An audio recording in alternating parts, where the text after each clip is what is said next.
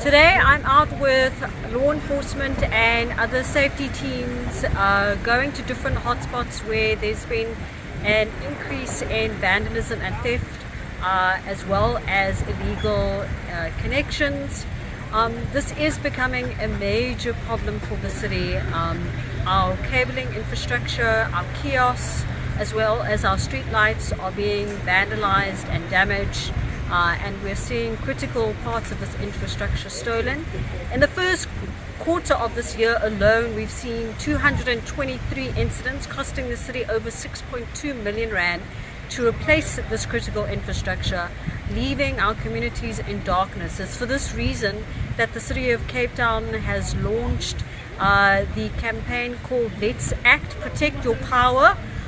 With this, an anonymous tip-off line has also been launched to encourage residents and local communities to report these incidents in order to help us address the scourge of vandalism and theft of our electricity infrastructure. We have invested 14 million rand to establish an energy law enforcement teams. These teams are doing escorts to help our teams go out and repair faults, but most importantly they are also being partnered with private security to do additional patrolling where we have critical infrastructure at risk. We are also, as part of our holistic response to dealing with the issue, looking at alternative technology solutions. So we're replacing our cable which is mostly copper, with aluminium bundling to disincentivize the theft of cabling. We're also doing undergrounding of our overhead cable infrastructure and looking at other technology solutions to make our infrastructure far more robust and vandal proof in order to drive this issue down and to reduce the kind of money that the city is currently having to spend in the constant replacement of infrastructure that is being vandalized and stolen. Today, the metal theft unit have their successes and they also have their challenges. And we are working towards our best practices of our three-tier approach again, where we have the one group that is doing the actual response work to the complaints, your other group that is doing the scrap metal dealer visits and compliance inspections and working on the illegal scrap metal dealers, and then the other group that is doing the stakeouts. The stakeouts from works hand in hand with your strategic information gathering. Out of your strategic information that was gathered, you need to have operations that is planned for the specific areas where cable thefts or theft of infrastructure is rife or prevalent. Also identifying your possible suspects, where they originate and where they dispose of the items. Illegal scrap metal dealers are popping up on a regular basis. As fast as you are closing down one, you've got 10 others popping up again. Within this area, just further down the road, there was a scrap metal dealer who we've arrested twice already, and the person was warned and discharged by the courts. And this is one of the challenges that exist within the judiciary, the system. This individual is now allegedly still purchasing, but is storing elsewhere, so that when we conduct a compliance inspection or a search of his property, then we won't find any of our commodity or any commodity on his property. Then also we've got staff capacity. We've got 2,487 square kilometers of Unicity that we need to service with just under 30 staff members, which makes it a mammoth task for the metal theft unit to function effectively.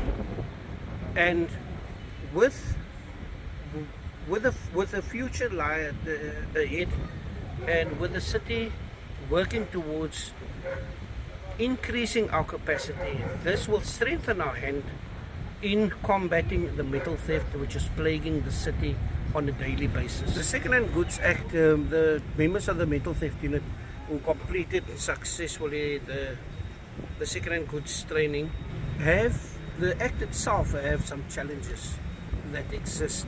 There are loopholes within the legislation that allows unscrupulous scrap metal dealers to abuse the loopholes for their personal gain.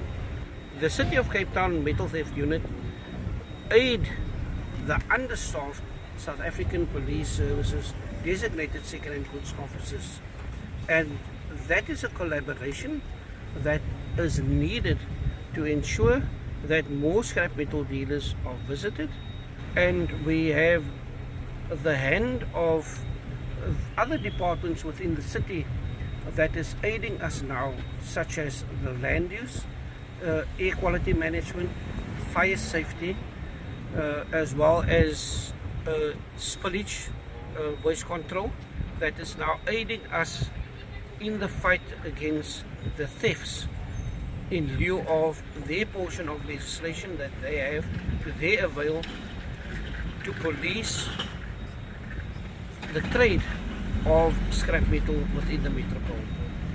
Because you've got land use contraventions where properties are not properly zoned for the trade.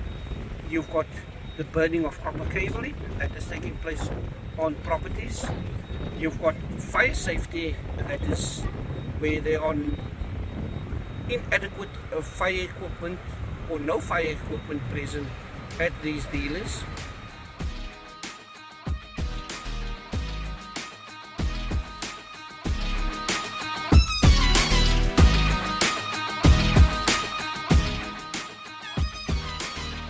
While the scourge of copper theft is plunging South African municipalities into darkness in Cape Town, we're fighting back. It's an extremely difficult battle as municipalities battle to secure their critical infrastructure. And with lucrative pricing for copper on the international markets, it's going to be extremely difficult until our national government can amend the legislation that regulates this.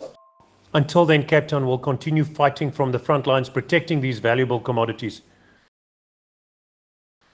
To all the second-hand scrap dealers out there who battle the current market conditions but who refuse to support the illegal copper trade, thank you.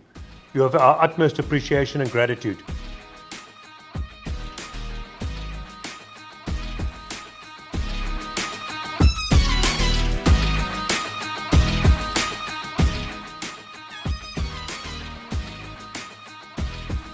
To scrap dealers out there, I must repeat my offer. I will pay a reward far higher than the value of the commodity on offer. If you're offered any infrastructure that you suspect to be stolen municipal infrastructure or property, keep the seller there and call our call center on 021 480 7700. Together we can and must protect our commodities. Let's act and let's do this now.